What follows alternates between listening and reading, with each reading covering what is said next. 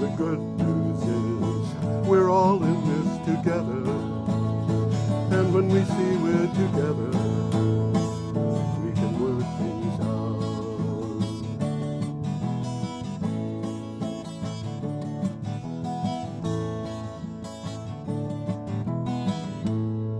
Hello, ladies and gentlemen.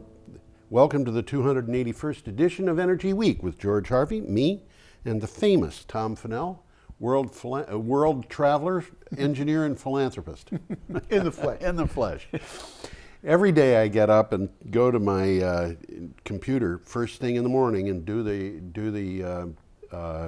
news on energy, find 10 to 15 articles that look interesting, and then I put together a synopsis of about 50 or 55 words plus a link to the original article for each of the 10 to 15, put them all together in a blog and post them at my blog, geoharvey.com, geoharvey.com. And you can go there and look and see what is there for the news. All energy and well, almost all of it is related to energy and climate change. Some of it gets into a little politics once in a while, little agriculture, weather, what have you. But because weather is a little bit different from climate. This hurricane that we're having is a little bit different from climate-inspired weather. It's climate-inspired weather, absolutely. And it could be very disastrous. I mean, it's shaking up to be something. Florence is going to be a disaster, I believe, because it's, I looked at the map. We'll talk about that later. It's coming up. It's going to hit today, for anybody who's interested in finding out. Today, as we record this, is Thursday. It's supposed to hit today. It's supposed to hit early tomorrow morning, from what I could gather. But anyway, we're talking about Thursday and Friday being hurricane weather in the Carolinas. Yeah. And then Saturday, where is it? North Carolina. Sunday, where is it? South Carolina. Monday, where is it? South Carolina. Tuesday, North Carolina. I mean, this thing is going to be a lot of rain. It's going to be like Katrina. It's going to be like Harvey. It's going to be like other. Houston. We're talking about several days of rain, and they're talking about possibly 20 inches for large areas along the coast, and the predictions are that it will be possibly weeks before they get the power back on in some of these places. And meanwhile, Donald Trump has said that he believes that the figures for the Hurricane Maria in Puerto Rico, they finally, Georgetown University did an extended study to find out what the damage was, and they came up with a number of deaths, which was almost 3,000. And as opposed to 36. Whatever it was. That's what they first told us. Yeah. Anyway, Donald Trump said it's a lie. I don't know why he cares. Well, he ought to know. I mean, we haven't had such a skilled liar in years, ever. Donald Trump is the only person I have ever seen who will produce a compound sentence in which the two clauses deny each other. And he does it over and over and over again. Now, how anybody can think that he is capable of telling the truth, I don't know. But nevertheless, we should be going forward. Alternate truth. Huh? Alternate truth. It's truth and alternate truth. Or maybe it's just alternate truth, and the real truth is something else altogether. But I suppose we should start our recounting of the week's. Well, I wanted to stick my 2 cents in here that. Well, do it. Some of these articles that we deal with here are really good and in depth. Yeah. And as I've said in the past, we could devote a whole show. Absolutely. Just to one of them sometimes. Yes, absolutely. So I'll try and recall and mention to you guys that are watching this. Yep. That this is a particularly good article to look up, because some of them are really well worth looking up. Well, we're starting with an article from Inside Climate News, and this appeared at my blog on the 6th of September. If you go to the blog, you want to see it, you can click on the calendar on the 6th of September, Yeah, there it is. This is Gloucester. Gloucester. This is Gloucester, Massachusetts, and the tower in the middle there is the city hall, and the towers in the background are Like they're windmills. wind turbines that are pretty close to the center of Gloucester. Oh my God. People can't sleep anymore. Well, they're a whole lot farther away than the wind turbine that they have at the Kiowa County Memorial Hospital in not a Greensburg, parking lot. Kansas. Yeah, you got to walk under it to get in from the parking lot to the door of the hospital. Nevertheless, this is from Inside Climate News. Got a title, Tom? Court of Holds Massachusetts authority to cap power plant CO2 emissions. This is significant. It is. Massachusetts' highest court resoundingly upheld the state's power to impose limits on carbon emissions from power plants.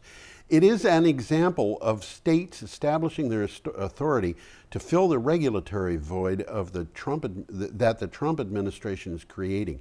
And you know, this, I think, tells us of a failure on the part of the right wing or alt-right wing in terms of their policies, because they have been after states' rights. Interesting point. And you know, they're the states' rights to do what we want them to do. That's right. Well, yeah, but the thing is, as the states get the right to deal with carbon emissions, they're also, they're also putting themselves into a position where they can exercise their authority to get the power from where they want.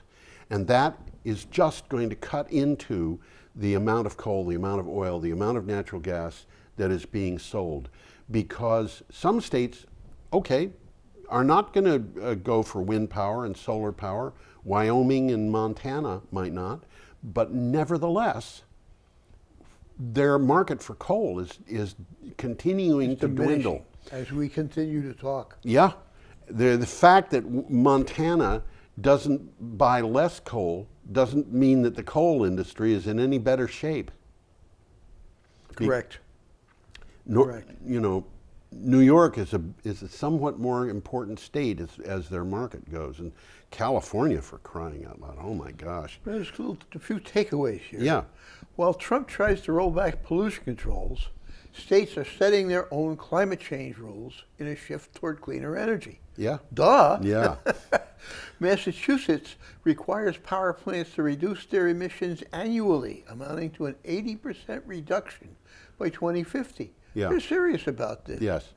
The state's last coal plant, Brayton Point, we've talked about this, closed last year, and the state has been investing in the infrastructure at Brayton Point to support the Vineyard Wind Project, which we've talked about. Yeah, isn't it beautiful? 800 megawatt offshore wind farm planned off the coast of Martha's Vineyard. Yes, and as a matter of fact, the capacity factor for offshore wind is approaching very rapidly the capacity factor of coal.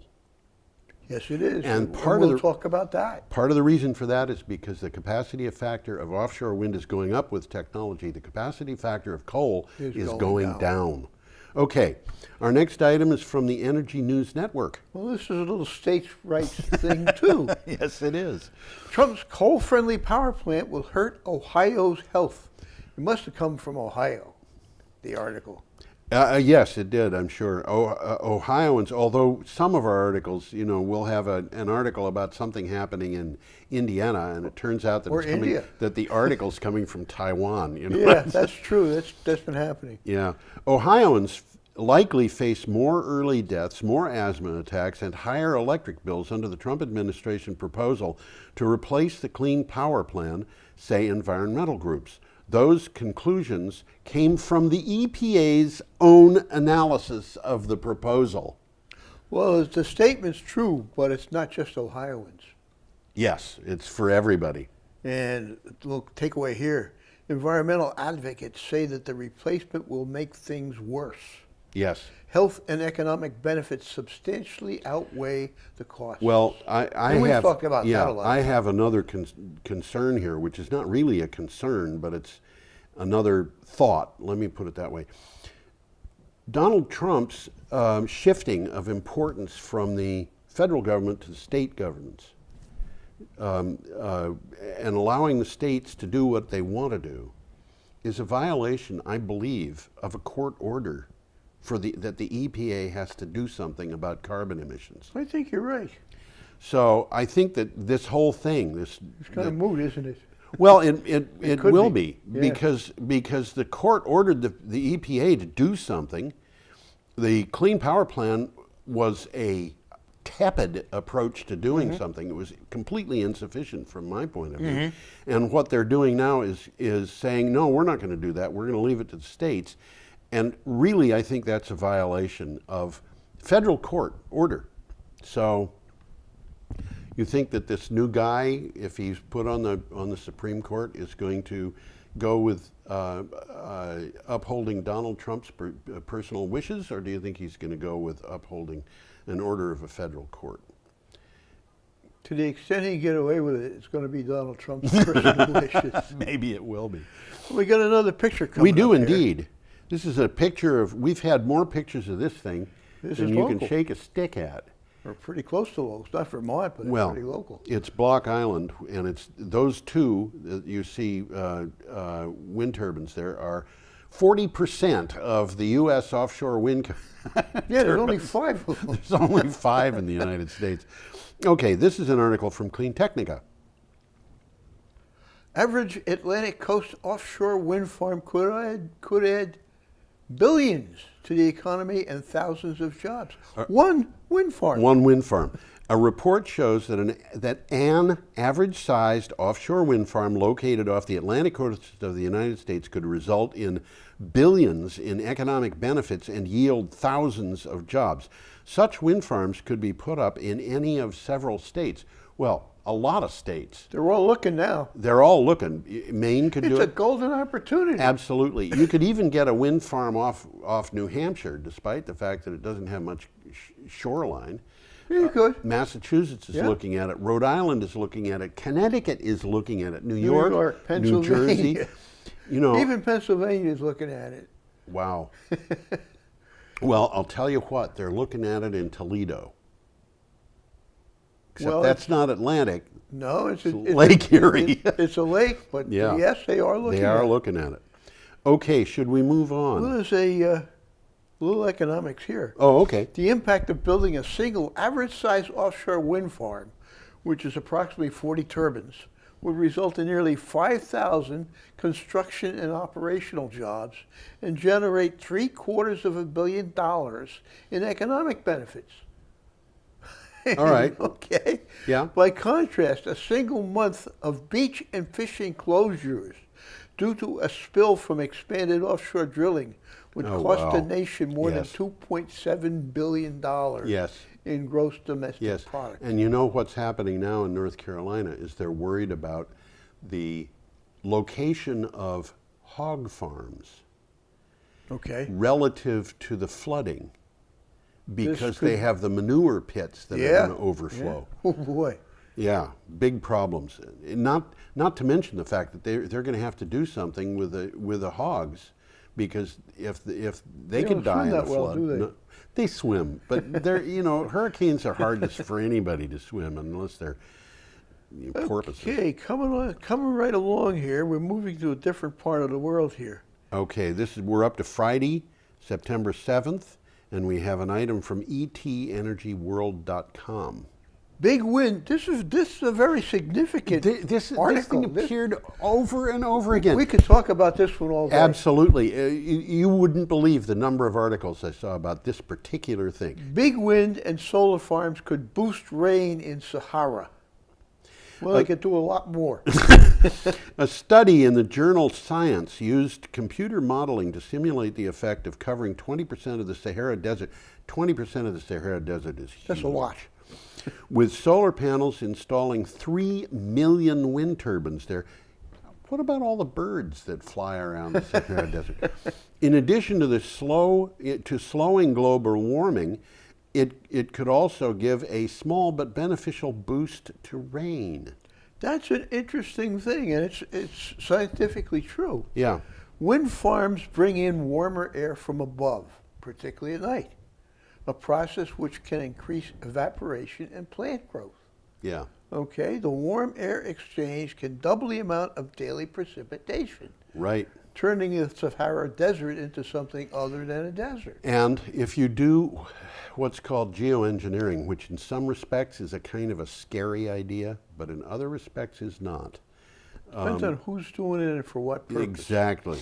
And how it's being and done. how it's being done. We could conceivably make some hay out of this, literally make hay, I suppose, out of this thing in the Sahara, which means that we could start purposefully greening the Sahara Desert. And if we did that, it could have a super profound effect. It would change the world. It really would. But we're going to have to do it with scientists who are probably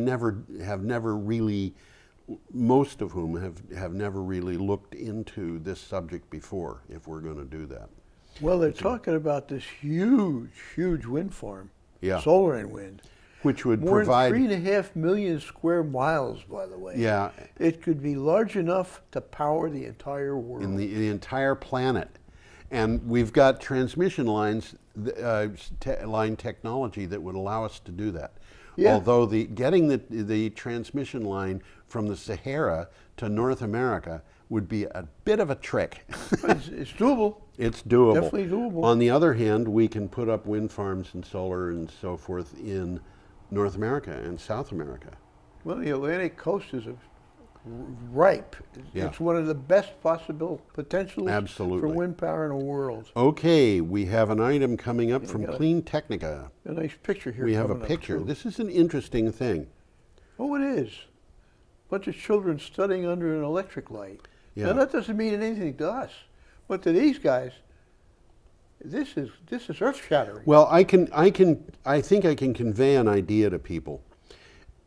Think about what would happen if the power went off for a week and you had enough battery power to be able to power a flashlight for a week. Mm-hmm. You've got batteries, you can switch them out. Compare that with having no batteries, no flashlight. Candles. At best. Yeah. And see what you think the difference between those two is going to be. The difference between having electric power, even in a tiny amount, and not having any at all is huge.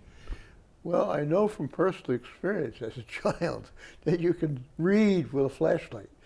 Yeah. Especially under the covers. Yes. I think we've all done that. Or even, just looking at baseball cards under the cover. Well, we're talking about the article, but we haven't even mentioned what it's about. Yes. Bold climate action could deliver $26 trillion in economic benefits through 2030. Which is, by the way, less than 12 years away. It's coming. Okay, so this is $26 trillion in less than 12 years. That's a lot of money. A report from the Global Commission on the Economy and Climate shows the benefits of climate-smart growth are significantly underestimated. It says bold climate action could drive at least $26 trillion in economic benefits through 2030. It's an article in Clean Technica, and I don't know if I mentioned it, but we are on Friday, September 7th. We're moving kind of slowly through these articles, Tom. Got to get faster. Should we go straight on? Yeah, the Sahara was the beginning of Friday. Yeah. So we're almost at the end of Friday. Well, we've got an article today. here from Power Engineering International. Yeah, we've got 4 from Friday, and I think Sunday was August, the cleanest month of the year in modern times in the UK. Fossil fuel generation in the UK fell to record lows last month, while renewables provided a quarter of all electricity, making August, quote, the cleanest calendar month of the year in modern times, end quote, energy experts at consultancy NAPSIS said. It's remarkable, I think, that the UK is moving the way that it is, especially considering that they've got strong resistance to renewable power for certain circumstances. But they have a lot of, they got a lot of A lot of potential in offshore, coal. a lot of offshore. In air, I mean. Yeah, a lot of offshore wind power. The is North being Sea produced. is loaded with wind. Right. And loaded right now with turbines. Yeah, but it's still growing, and it's not just the North Sea. The Irish Sea is. They haven't even begun. Well, they have begun, but yeah, they haven't. They've only just begun. We've only just begun. That's right. Thank you, Tom. Okay, should we go on? Yeah, let's Got an move. item from Renew Economy and a picture of the picture coming up Liddell here, too. coal burning power plant in the Latrobe Valley. This is a big coal burning Huge plant, huge plant. No future. Even existing coal to be beaten by renewables and storage on costs. This is a statement that's being repeated over and over again in different parts of the world. Excuse me. A new report authored by Australian and international researchers suggests that there is no prospect for a new coal generator in Australia, and even existing coal generators are going to be challenged by the falling costs of renewables and storage. Well, this is from the article. The point where new wind and solar, backed by energy storage, becomes cheaper than operating old coal plants is not far away. It's like next Tuesday. Yeah, it's actually happening in parts This of the world. scenario sees one major retirement, Liddell, the one we just looked at, Right. in the first half of the 2020s, a rapid reduction in the second half of the 2020s, and all but one of the remaining plants will retire during the 2030s. Well, And it could go faster than that. yes, the Australian federal government has been pushing keeping coal plants open, partly because Australia has Politics. huge A lot of coal. reserves, and they have, under Tony Abbott as Prime Minister, he was saying we could be the energy center of the world because we've got so much coal. And he was completely ignoring climate change because he didn't believe it existed. And so they've had a federal government that has been pushing this, and the untruth of that idea, or the difficulties accompanying that idea, have been profoundly important. And this Liddell plant, the owner of the Liddell plant has been told by the federal government, we want you to keep this open. And the owner of the plant said, no. And Interesting development. yeah, it's an interesting development. And the Latrobe Valley, by the way, has had difficulties because, for example, they've got refuse from the coal in piles that have caught fire. And of course, when you've got a big pile of coal-rich earth that is on fire, underground. it just burns underground, and there isn't any real way to put it out. And so you've got carbon monoxide and particles and things like that drifting across people's yards into their houses. It's difficult, and people really are suffering as a result of this. Well, a friend of mine used to live in eastern Pennsylvania where the anthracite coal was mined. Yeah. And she recalls there being an underground fire. Oh, yeah. For years and years and years. Yeah. It's probably still burning. It's still burning today. That was, what is the name? Centralia? I think so. I think it Yes, was Centralia. I think it is. The town had to be evacuated in the 1960s, and anybody who's living there is living there illegally. But I remember in the 1970s driving through Scranton, and you could see refuse from coal mines piled in the countryside. This is the Scranton area Basically of like Pennsylvania. small mountains. Yeah, and, yeah. and they would glow at night. Wow. Okay, we're up to September 8th, Saturday, and we've got an item from Scientific American. Scientific American usually has good articles. Generally well done, yes. Federal policy vacuum spurs surge of state environmental ballot measures. Well, this is more of the issues that we were just talking about. Absolutely. At least 11 states will get a chance to vote this fall on a variety of environmental ballot measures in a surge of activity that could foreshadow policies of a future Democratic administration. The measures run the gamut of environmental policies. Well, it's the same story. The Same story. urgency of climate change continues despite federal inaction. Yeah. It's still going on. Yeah. Carbon taxes, fracking bans, conservation will all be put up for a vote. Well, you know, I'll tell you something, Tom. This is interesting. In today's news, which will be in next week's show, here we've got Hurricane Florence hitting North Carolina. In 2012, one of the state agencies in North Carolina said, we're going to have a problem with climate change. The ocean is going to rise. It's going to probably rise about 39 inches during the rest of this century. So what did the state do? It put a ban on consideration of such reports. You couldn't talk about it. For state policy. That's really active. I mean, really, this is like saying, I'm driving my car, oh, there's a problem ahead. Well, let's just paint the windshield over with black paint. Yeah. You know, really, it's bad. So, more on that, or should we press ahead? Well, we'll talk a little bit about some of the states. Arizona and Nevada, Yep. not wild liberal states. No. They want the utilities to generate at least 50% of the electricity from renewables by 2030. And the utilities are putting a huge amount of effort into stopping these measures from being done. And this is an interesting one. It has nothing to do with energy. Well, it does really. Floridians will weigh in on whether to block offshore drilling. Yes. Well, offshore drilling It's the other side of energy. has its potential consequences. Okay. All set? Yeah, we got a good one coming up here. Yep. Got another image. We do indeed, and this is from Think Progress.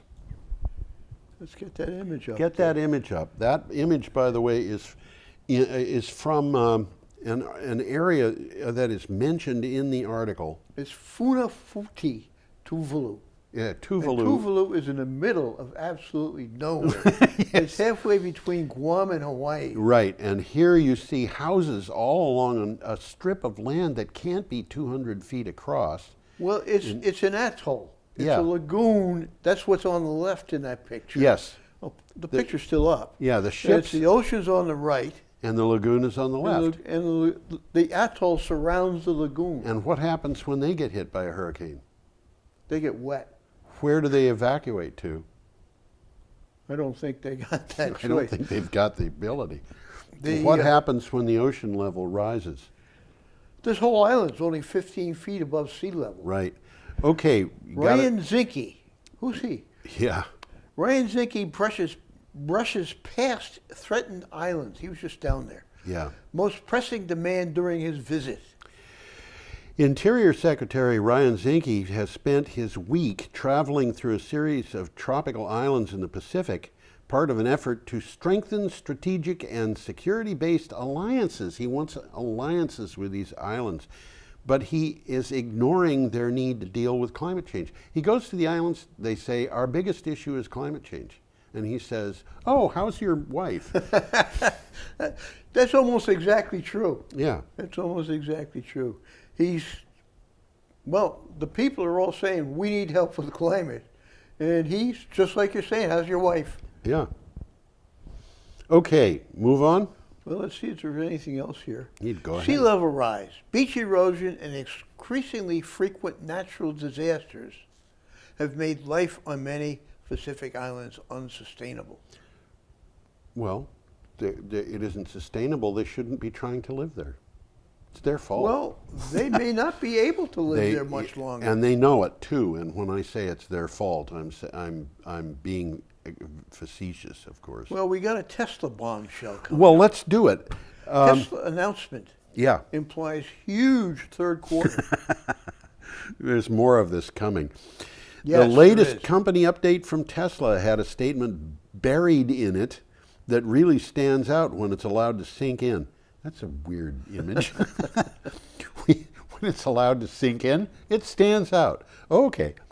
We are about to have the most amazing quarter in our history, building and delivering more than twice as many cars as we did last quarter. Well, we'll be talking about that again toward the end of the show. Yes, we will indeed. This next one is coming up.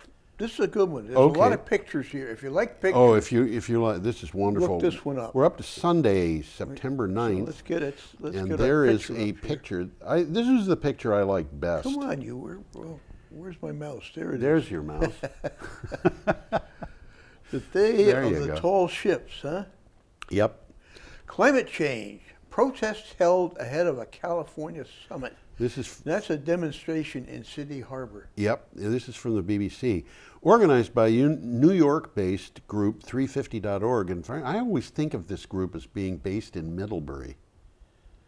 Yeah. In Vermont. McKibben's in Middlebury, Bill right? McKibben And he's lives behind 350. Yeah. Environmentalists held protests around the world demanding stepped-up action on climate change ahead of a summit in California. Thousands took part in Paris days after France's environmental minister quit over perceived policy failures. This was widespread. There was more than 900 protests in 85 countries. Including one in Brattleboro. Yeah. In Bangkok, they demonstrated outside a building where climate experts were discussing this accord. Yes. In Manila, they called for renewables to replace dirty energy. Yeah. In Peru, they gathered to protest against fossil fuels. In Manila, they demanded an end to funding of fossil fuel companies. In Germany, they protested outside of an open pit mine. In France, between 18,000 and 50,000 people attended the Paris demonstration. Yeah. And in San Francisco, this was interesting. They made signs that looked like solar panels. And the signs are emblazoned with slogans popular with Trump's Democratic opponents. Yes. So this was a well-organized thing. It was. Okay, we've got an item coming up from Clean Technica. Yeah, let's Let's get that what? picture out of there. Oh, we could leave that picture up for a long time. Dirty reality is catching up with fossil fuel vehicles. The new worldwide harmonized light vehicle test procedure, that's the name of a procedure. Yeah. Worldwide harmonized light vehicle test procedure. A lot of words, but this is significant. Yep. Has been put into force in the European Union as of the 1st of September 2018. With it, the real driving emissions test OEMs whose cars have always been highly polluting are finding that they are now running out of road. Well, this looks like a sleeper, but it's significant because fossil fuel vehicles are now officially earmarked by lawmakers as being more polluting. And there's an interesting thing going on. I don't remember whether it's in this week's news. Well, let me finish reading about it because it's about what I think you're going to talk about. Okay. A higher bar is set for their entry to the market, which will require more expensive and complex technology to achieve. And by the way, in the European manufacturers, they got a bunch of cars right now that they can't sell because they don't It's pass this. getting worse because in one of the cities, the judges in the city in Germany have actually gone to the European Union to find out whether they can throw politicians in jail if they fail to ban fuel-burning cars from areas that are polluted. Wow. This is how serious things have got. That was in a German city. I forget which city it was, but Well, they're going to be taxing these things at higher levels. yes, They tax cars on emissions in Europe, yes, and they're going to be taxed much higher Yes. because of this. and you know, when they talk about taxes, they're not talking about $15 a year here. No, this is It's significant. well, it's like our road taxes. It's like what we pay to register our cars, but more, Yeah. significantly more. It's Yeah. more like when you first register your car and you pay the sales tax. Yes, it's more like the amount in the sales tax. Okay, we have an item here from the Lusaka Times, and I have to tell you, I am an absolute sucker Let's get this picture. for photographs that involve the picture putting tells a lot right there. photographs that show people putting solar panels on thatched roofs of huts. Really. That's what he's doing. Yeah. Over 30,000 Zambian households gain access to energy. And by the way, Zambia used to be known as Northern Rhodesia. Yeah, I wonder how many people really know where Zambia is, unless they're told. It's in the middle of southern Africa. Yeah. Right smack dab in the middle. Right smack dab in the middle. Over the course of a period of 9 months, 30,000 Zambian households, these are families, not people, have gained access to energy for the first time. This, of course, is electrical energy. They've always had human candles. Candles, kerosene. They've had kerosene. The increased access was achieved through collaborative efforts between renewable energy company Phoenix International, of course we all know Phoenix International, and telecom firm MTN, which of course we also all know, right? Well, MTN is mobile telephone networks. Yep. And it has really developed into an economic powerhouse in Africa. Right. It's banks and it's, well, people in Africa use their mobile phone for everything. Everything. And what's happened here is Phoenix International, which is a subsidiary of Engie. This is a worldwide, Engie is a worldwide company. Yeah. Phoenix International is not, it's local. But they have in Zambia, which is a country that has 11 million people in it or something, they have, in this combination, given electricity to 30,000 households in 9 months. Now, You've got to have more than 11 million people then. 30,000 households? Oh, no, okay, I'm way off by 1,000. Yeah. But nevertheless, it is, what's happening here, I looked at this and I thought, holy smokes, these are households where people were probably getting handouts for clothing and possibly buying used clothing. I mean, they're not going to be buying Nike sneakers, these households. We're talking about an area where the per capita income is about $1,100 a year. And these people come in and they're giving these local people solar panels and battery backup. And how much do you suppose it costs? It's not a lot. 20 cents per day. Well, that's not a lot. It's not a lot. It's how bringing much, these people from the 15th century to the 21st century and in a matter of months. It's replacing fuel for kerosene lamps, Yep. which they have to be very careful of, partly because it's so polluting and they're going to be using it inside, which makes the air in their households really bad, but partly because it's expensive as all get out. They're going to be saving money. And this operation means that the kids are going to be able to study at night. We saw that just a few moments ago. And it makes that picture could have been taken here. all of these people into potential customers. This is something The world is changing. The world is changing, but you would think that a business like Walmart or Sony or such what would go to these places and look at what's going on, because I've shown you computers. My little Raspberry Pi computer that's that big, that cost $5, is about 1,500, 2,000, 2,500 times as powerful as the IBM PC I had in 1982. The IBM PC that I had would be hopeless for web searching. And this little thing is kind of slow, but it'll do it. It has a gigabyte of RAM on it. I mean, what are we talking about here?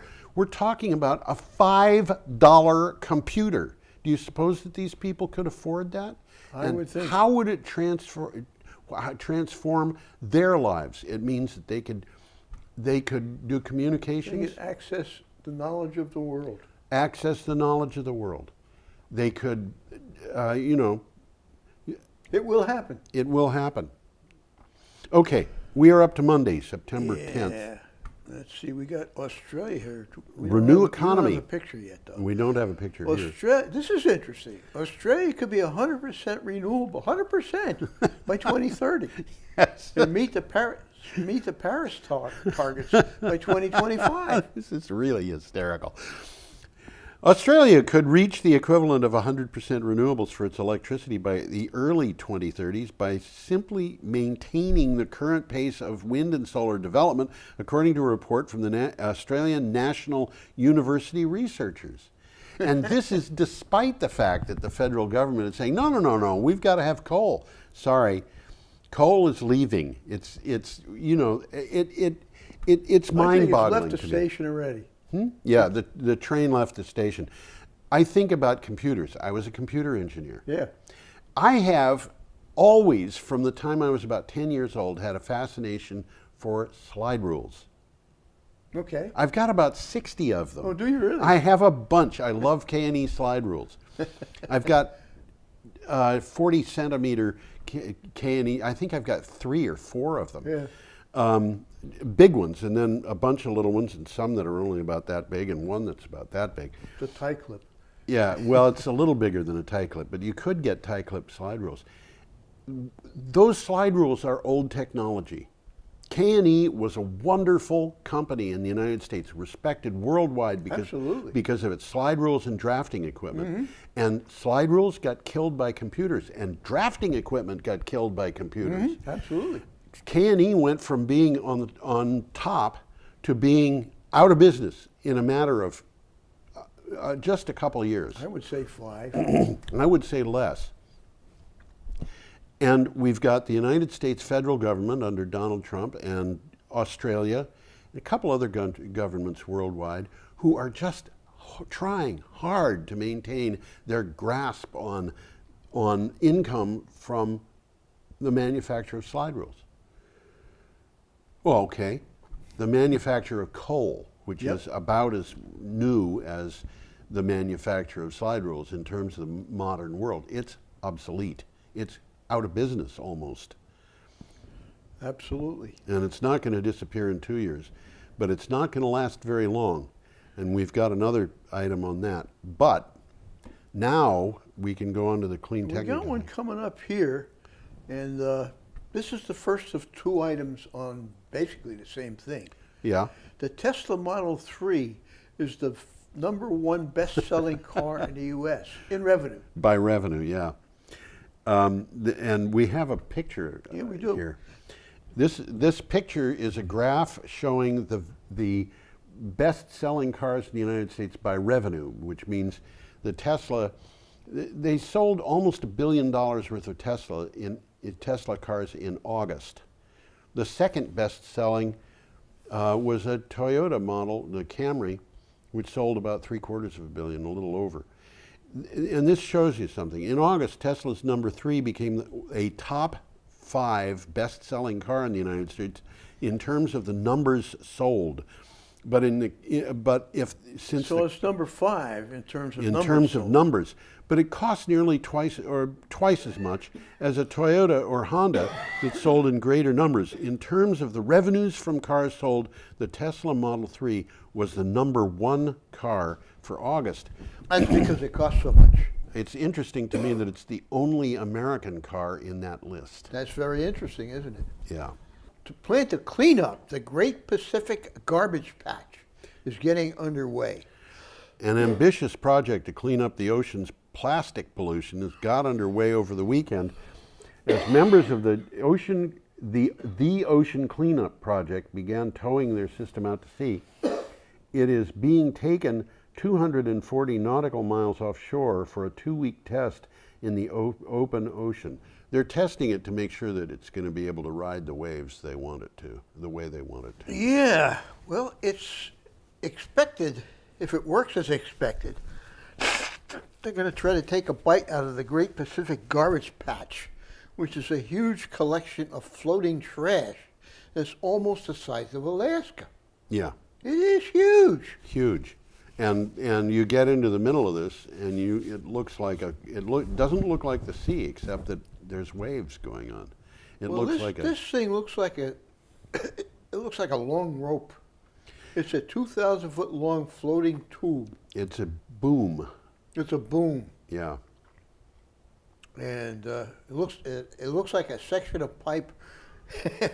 What the article says, or a giant pool noodle. I never even heard of what a pool noodle was.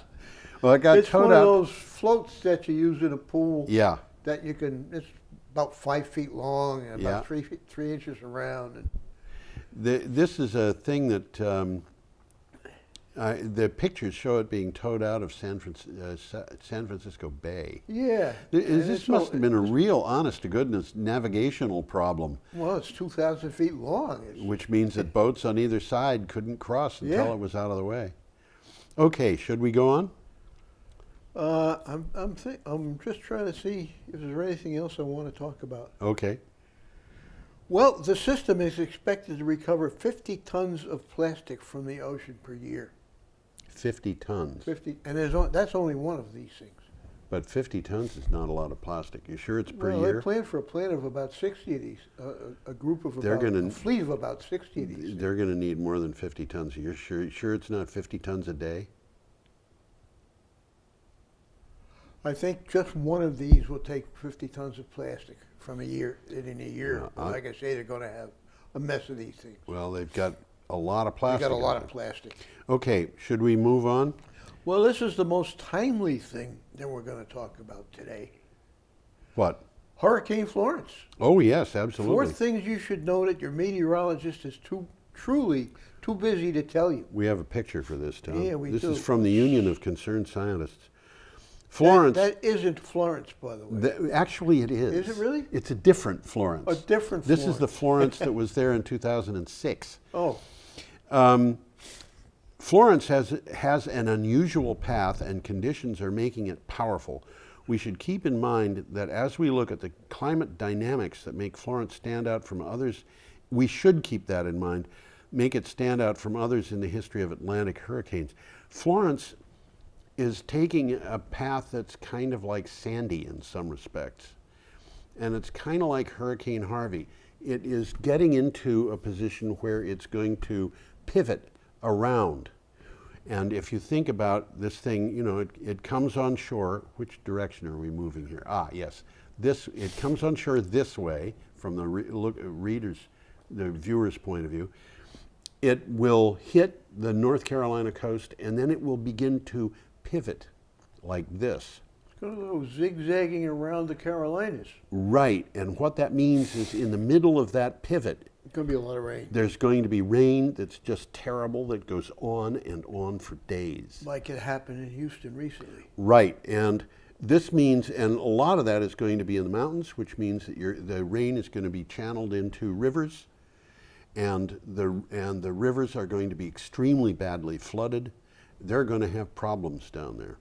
And this is all made worse by the fact that the ocean is warmer The ocean than is normal. quite a bit warmer, Yeah, which is going to make it much worse. right. And that warmer ocean, among other things, it means that the ocean is deeper because the water is expanded. There's more of it, yep. But it also means that the updraft from the hurricane is stronger.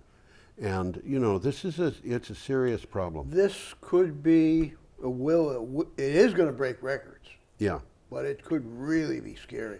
Well, yeah. Even Donald Trump is scared. There's a map in the article, and it shows this thing extending up into Pennsylvania, into West Virginia, both Carolinas. Well, little tip of Tennessee. the map that I saw most recently shows the center of the low going right over us in about a week. Oh yeah. Yeah. So we're going to get it too. Probably 4 inches of rain. Yeah. Wow. Which is, you know, for wasn't us. thinking about that. I was thinking Yeah. it was going somewhere else. Well, today's path shows it basically hitting southern Vermont.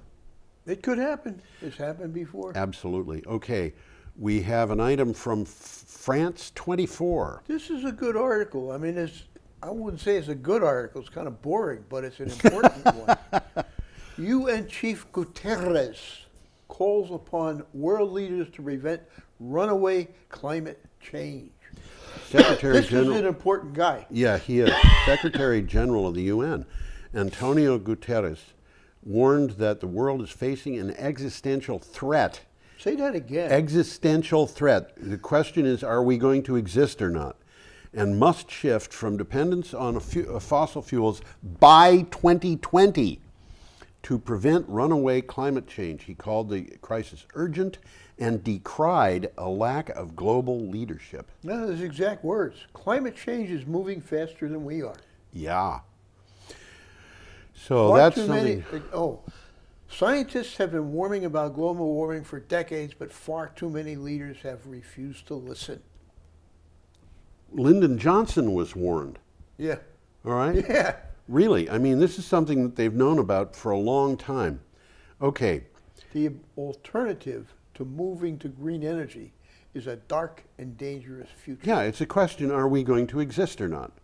All right, Well, that's what let's look at it this existential way. threat We can means. either have our coal industry and our natural gas industry and our oil industry make money while they last, or we can continue to exist. I'll bet on those guys. All right. We are Okay, up got to another Wednesday, picture coming up September 12th, and we've got an item here from the New York Times. Yeah, that is a flare of natural gas It's in at an oil mine. it's what's called a flaring pit. The flare is happening kind of underground. Well, they're doing what they should be doing. They're burning. They're the burning- natural gas yeah. instead of releasing it to the atmosphere. That's right. Okay, what do you have for a The title? Trump administration wants to make it easier to release methane into the air. The Trump administration is about to make its third major step this year to roll back federal efforts to fight climate change. It is preparing to make it significantly easier for energy companies to release methane, a powerful greenhouse gas, into the atmosphere. Again, for the financial benefit of a small part of the production, the wealth of the United States, the Trump administration is putting the whole world more at risk. Absolutely. That's exactly what's happening. If Reagan were commenting on this, you know what he'd say? What's that? There you go again. Well, Reagan had the intelligence to say we've got to do risk analysis. And the Trump administration is like the guy who paints the black over the windshield because he doesn't want to see what's up ahead. Well, methane routinely leaks from oil and gas wells. Right. That's a fact. Yes. Energy companies have long said that the rules requiring them to test for emissions were costly and burdensome. Boo-hoo. Yes. Okay?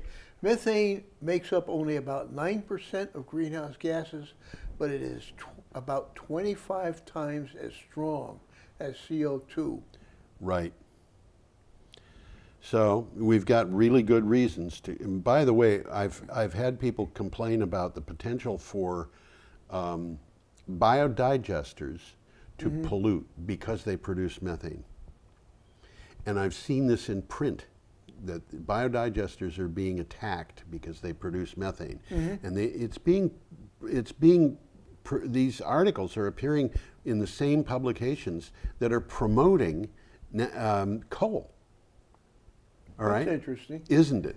They worry about anything that's happening that's renewable. They don't have anything good to say about anything that's renewable. I want to point out, just for, so people understand, the distance from the point of production of methane to the final point of use is a powerful factor in the amount of leakage. The longer the pipe is, the more likely it's going to be that it's got a place to That leak. makes sense. All right. You have fracked gas being produced in the Dakotas. It could be used in New York State. Okay? 1,000 miles of pipeline.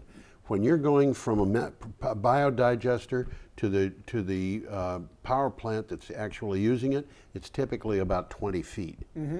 That's in Vermont, we call it cow power. Yeah, And absolutely. you have it. Yes, that's right. It's one of my only luxury. Okay, our next item is from Clean Technica. Is this the same one? Okay, I got it. Fossil fuel demand set to peak in the 2020s. Now, this is significant. It is. The rapid rise of clean technologies is expected to cause fossil fuel demand to peak in the 2020s, according to a new report from Carbon Tracker. serving to put at risk trillions of dollars for investors ignorant or unwilling to participate in the transition to a low-carbon economy.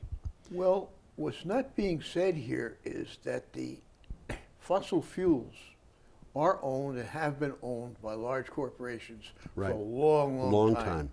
They bought it when it was cheap. They bought it 100 years ago. Yeah. This means trillions of dollars in stranded assets to these people. Trillions of dollars. The warning's been around for a long time. This is not new. They're fighting it with, but this is for survival for these guys. It is for survival, although there are some who have looked at this and said, it's for survival for us. well, there are some that have looked at it and said, what we need is a business plan. Mm-hmm. And, we could cite Dong as an example. Danish oil and natural gas, which went out of the oil and natural gas business and is now, I've forgotten what their current name is, but I can't, it's at the tip of my tongue, but they just the word that comes to mind is Allegra, but that isn't it. No, that's not it. Okay, should we move on? One more item. This is the last, this is fun. This is fun. We got a picture coming up. We do. And this is from Clean Technica as well. Airbus Sea-Wing kite sales to cut fuel costs for cargo ships by 20%. Last year, some Airbus engineers formed a company called AirSeas to develop wind power technology for ocean-going cargo ships. Airbus will use prototype kite sails on cargo ships that move parts of aircraft between locations in Europe and the United States. I'm going to bring the picture up. That sail is 2/3 the size of a football field. Yeah, That's huge. And it's supposed to cut the amount of fuel used by the ship by 7 to 10%, which is significant. Up to 20%. Well, yeah, okay. 7 to 10% was what we talked about last week. Ah, you're right. Okay, so here what we're talking about is a company that makes airplanes using wind power to power the ships that move their airplane parts. Yeah. And my bet is that they're That's going to... their own ships, by the way. Yeah, they are. And there's probably an airplane in that ship. It says Airbus on board. There's probably an airplane sure in there. Does. Yeah, and one thing that I can predict is that we will not have wind-powered aircraft anytime soon. I think you're right. But we will have, because we Solar. already have had solar-powered Solar, aircraft. And, the old pictures that you have of hot air balloons that people had in the 19th century, the really early ones, show them with sails. They had fire. Yeah, they had fires flame, on them, yeah. but they show them with sails on them to drive them. And of Okay. course, the balloon is going to go as fast as the wind. Yeah. So the sails are always going to be limp. Didn't think about that, right? Well, they didn't think about it either. Well, but, a good takeaway from this article. Sometimes the past can still teach us lessons about how to create a sustainable world. yeah, Once upon a time, sailing ships were powered by sails. That's why we call them sailing ships. yes, Then came the era of steam powered by coal, which gave way to diesels burning bunker oil. Now the world of commerce is turning to the wind once again to help get products to market at the lowest possible cost and with minimal emissions. And earlier this month we talked about this. Maersk, the world's largest shipping carrier, began experimenting with 100-foot high rotary sails right. to help propel one of its enormous That's what tanks. we had, the Yep. 7 to 10%. Yes, So it's coming full circle. it is. And quite a few years ago, I saw an article, and I think they actually had one of these things, of a modern day sailing ship. Right. It ran on sails, 100% on sails, not 20%. Yeah. And the sails were furled automatically, so they didn't have to have sailors climbing the rigging. Good for them. Yeah. The idea of climbing rigging, in a gale, imagine going up, and That's what these guys had to do. that's what they had to go do. They were 100 feet up in the air with the wind blowing around at 40 miles an hour on a pitching ship. It was a very dangerous job. It does not strike me as something that would be helpful for. It doesn't strike me as being the kind of thing that I would want to jump up from the dinner table and do. It's time to go, Tom. I think You're going to have we to have put us exhausted up. our show today. Both of us up. You better put this. Let's get us both up here so that people see what we look like. Yes, together. So Here we are. there we are. There we go. See you next Adios. time.